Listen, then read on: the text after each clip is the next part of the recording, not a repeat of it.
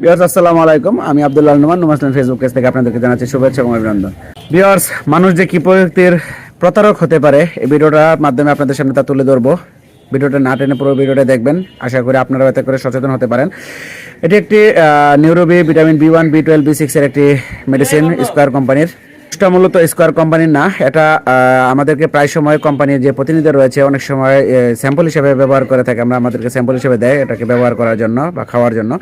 তো সেক্ষেত্রে কিছু কিছু অসাধু ব্যবসায়ী আছে যা কিনা এই স্যাম্পল ওষুধটাকে বিক্রি করে দেয়। এখানে যে বিক্রয় প্রতিনিধি বা যে দোকানদার এখানে প্রতারণাটা করেছে তা হচ্ছে আপনার দেখাচ্ছি এখানে দেখুন স্টার্টার প্যাক, এটা হচ্ছে আপনার 30টার একটা কোটা হয়।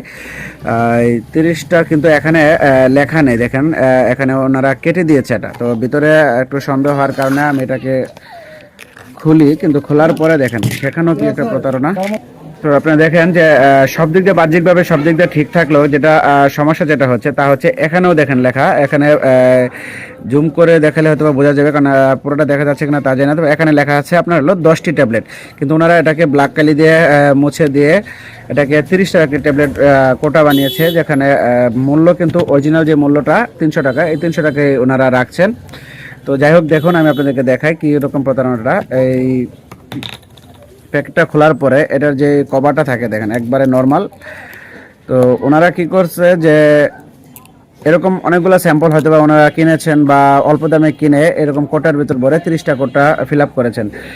কিন্তু আমার কথা হচ্ছে এখন এর ভিতরে এটা কি অরিজিনালি যে ডেটটা দেওয়া আছে এখানে, এই কোটার হয়তো বা ডেটটা ছিল, কিন্তু বাকি যে আরো 20টা ট্যাবলেট ঢুকিয়েছে ওরা কি এটা কি আসলে কি ওখানে ডেট ছিল কিনা সেটা নিয়ে একটা সন্দেহ প্রকাশ করছি। আর আজকে মূলত ভিডিওটা এই কারণে করছি যে আপনারা কেনার আগে অবশ্যই একটু সচেতন হয়ে কিনবেন।